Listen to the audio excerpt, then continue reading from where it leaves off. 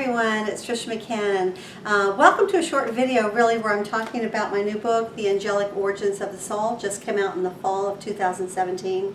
This book is really about each one of us. It's about you, it's about me, it's about the nature of the soul, the angelic kingdoms that we originate in, the landscapes of heaven, and where we go between lifetimes. So if you've ever had a loved one die and you wondered where they were on the other side, this is definitely a book for you. If you've ever asked the questions, who am I?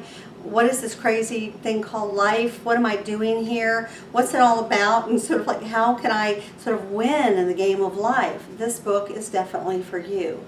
In this book, which is divided into 4 sections, in section 1, I actually talk about what all the great theologies and religions and philosophies of the world have said about the nature of the soul and the laws that actually surround it.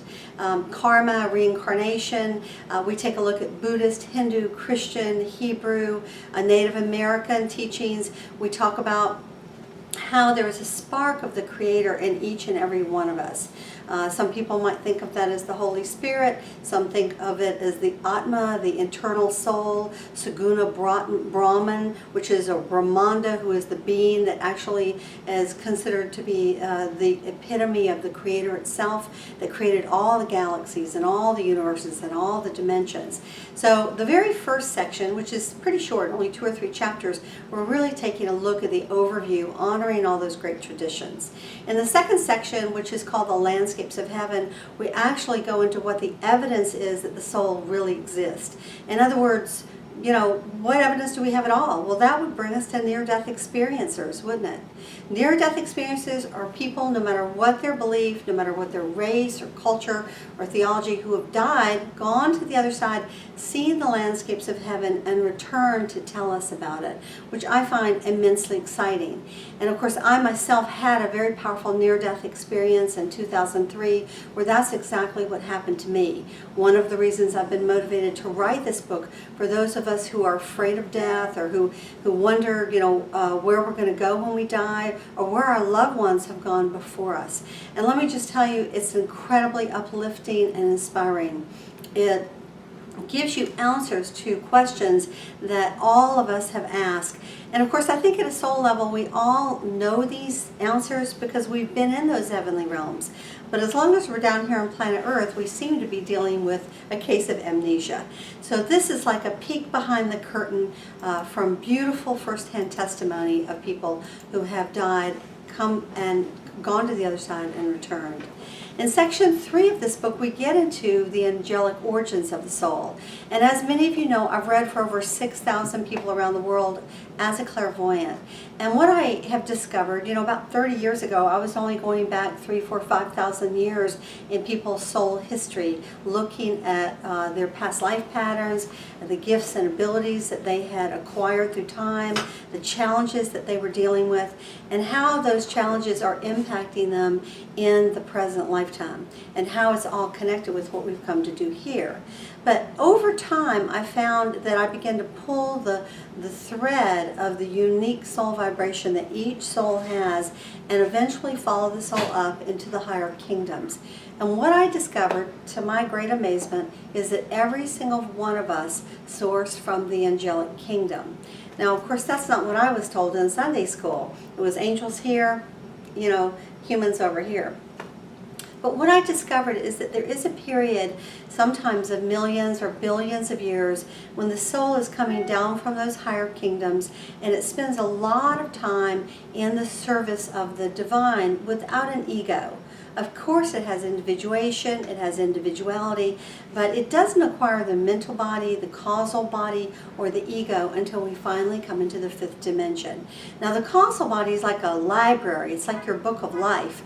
It's the repository of all the lifetime experiences that you've had in any planet or any dimension in the 3rd or 4th or 5th dimension. And once we become spiritually enlightened, it's said that there is a release of the storehouse of good that allows us to actually inherit all of these gifts and qualities and this wisdom that we have acquired over these many lifetimes. This section also begins to deal with an amazing concept called the angelic twin. And perhaps that's something I'll talk about in our next video.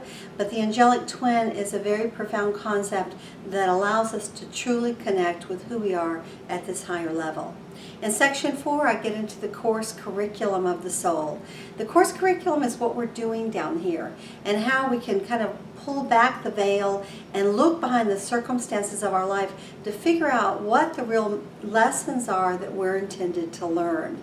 So we talk about the great lessons of mastering love and power in the right balance. As most of us can notice, if we love ourselves but we don't love anybody else, we haven't learned that lesson, have we? And if we love everybody else, but we haven't really learned to love and accept ourselves, we're still working on the lesson of love. Love's a very big conversation. And power, well, gosh, you can look around and see in the world how many people are misusing power in the world. Politicians, mafia people, criminals, people that have lots and lots of power and money, but really are selfish. Oh my goodness, that's my friend's dog, who clearly is a very good caretaker of this house. So, this is part of life, isn't it? So perhaps he's barking about the importance of power. Perhaps this is something we really all need to take a look at. And Brady seems to agree with me, doesn't he? Anyway, power is not having power over other people. It's really empowerment, which is connection with spirit. And so I talk at length about these great lessons, and I actually have a checklist, yes, a checklist in this book of many pages that are on a continuum. These are the classic lessons that we have to learn that have to do with honesty, integrity, teamwork, dependence, interdependence, independence, compassion, patience, forbearance, forgiveness. I mean, the list is very long, isn't it? So we have a continuum here from I'm just encountering this for the first time and starting to think about it, to, oh my gosh, I'm in full crisis. This is exactly what's up in my life, to, you know what, I think I got this one handled. So there's actually a 5-part continuum and a test that you can take yourself that will help you to figure out where you are on this continuum. So this is just the first sharing about this amazing book. I hope you get a chance to get it. You can get it through my website, TriciaMcCannonspeaks.com. You can get it at Amazon. You can get it at your local bookstore. Go in and order it. So it's, again, The Angelic Origins of the Soul. And really the subtitle says a great deal about it, Discovering Your Divine Purpose. Each one of us has a divine purpose. There's the outer purpose of what it looks like we're doing in the outside world, and there's the inner purpose of the transformation and spiritual alchemy that we are in the process of as we evolve through these many lessons of life.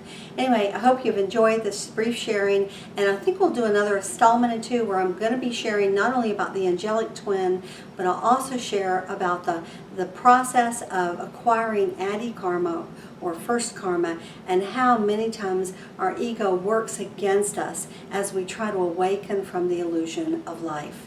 Thanks so much for joining us. Till the next time. Bye.